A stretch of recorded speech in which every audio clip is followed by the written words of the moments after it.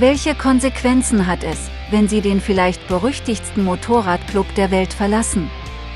Die Mitgliedschaft im Motorradclub Hells Angels ist eine lebenslange Verpflichtung. Für die Organisation gibt es kein pensioniertes Mitglied. Es gibt jedoch Fälle, in denen Mitglieder ausgeschieden sind. Mitglieder wurden wegen Regelverstößen rausgeschmissen, und in seltenen Fällen entscheidet ein Mitglied, den Club zu verlassen. Ein ehemaliges Mitglied der Hells Angels, George Christie, berichtete von seinen Erfahrungen, nachdem er den Motorradclub verlassen hatte, dem er seit Jahrzehnten angehörte. Christie wollte schon immer ein Teil der Hells Angels sein und endlich wurde ihm sein Wunsch erfüllt in den 70er Jahren.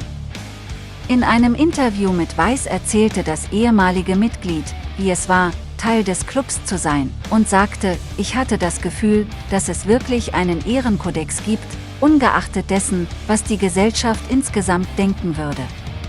Das waren Leute, denen ich vertrauen konnte. Ich wusste, wenn ich ihnen etwas anertraue oder ihnen etwas erzähle, würden sie es nicht gegen mich verwenden. Die oberste Regel des Hells Angel Kodex lautet: Steht immer hinter euren Brüdern. Das habe ich gelernt, bevor ich überhaupt Mitglied wurde. Christie sagte, dass es ihm das Gefühl gegeben habe, etwas Besonderes zu sein, Teil des Elite-Motorradclubs zu sein, und alle haben ihn mit offenen Armen angenommen. Christie verbrachte fast 4 Jahrzehnte bei den Hells Angels und war der Anführer des Ventura-Kapitels seit 35 Jahren. Doch 2011 entschloss er sich, den Club offiziell zu verlassen. Christies persönliche Ansichten stimmten nicht mehr mit den Aktivitäten des Clubs überein, und so trennten sich seine Wege mit ihnen. Er sagte: Ich hatte das Gefühl, dass wir zu den Menschen wurden, gegen die wir rebellierten, und genau das habe ich ihnen bei einem Treffen gesagt, als ich ging. Ich bin einfach jemand, der nach 40 Jahren beschlossen hat, sein Leben zu verändern. Wie er KNPR sagte, ging es bei Kämpfen mit anderen Motorradclubs um Egos, und seine Bemühungen, Frieden mit Rivalen zu erreichen, stießen auf Widerstand. Christie ging die Schritte durch, um die Hells Angels offiziell zu verlassen. Er sprach mit den Mitgliedern, nannte seine Gründe für den Austritt, gab seinen Posten auf, und es schien so, dass die Mitglieder verstanden, woher er kam. Den anderen Berichten zufolge schien es für die anderen Mitglieder kein Problem zu sein, dass er ging. Nur wenige Wochen später erhielt Christie jedoch einen Anruf, der ihm mitteilte, dass er schlecht für den Verein sei. Es war die Rede davon, dass er ein Informant gewesen sei, was er gegenüber Vice als unwahr bestritt.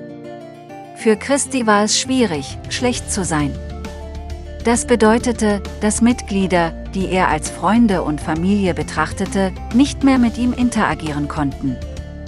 Er verglich den Austritt aus dem Club mit einer Scheidung und sagte: Zuerst wollten alle freundlich sein. Sie waren nicht glücklich über meine Entscheidung, aber sie verstanden sie. Mit der Zeit wurde es aggressiv, und es war schwer zu ertragen. Im Jahr 2016 veröffentlichte Christie ein Buch mit dem Titel Exile on Front Street: My Life as a Hells Angel. Darin erzählt er von seiner Zeit bei den Hells Angels und was in seinem Leben nach seinem Weggang geschah. Er wurde als Feigling bezeichnet, es kursierten Gerüchte über ihn, und er verbüßte sogar eine Gefängnisstrafe wegen Verschwörungsvorwürfen, laut Gangsters Inc. Allerdings machen nicht alle, die die Hells Angels verlassen, die gleichen Erfahrungen wie Christie. Ob sie es glauben oder nicht, es gibt Leute, die den Verein mit gutem Ansehen verlassen können. Einer von ihnen ist David LaBrava, der durch die Rolle des Happy Loman in der Krimidramaserie Sons of Anarchy und später in Mayans bekannt wurde. LaBrava wurde zunächst als technischer Berater für eine genaue Darstellung in die Show geholt.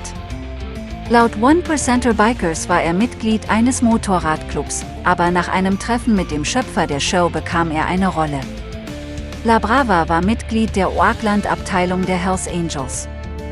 Im Jahr 2008 wurde er wegen Vergehens und Drogenbesitzes verhaftet.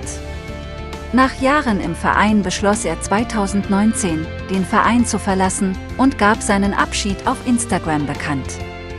Er schrieb: Ich möchte sagen, dass ich kein Mitglied mehr im größten Motorradclub der Welt bin, den Hells Angels MC.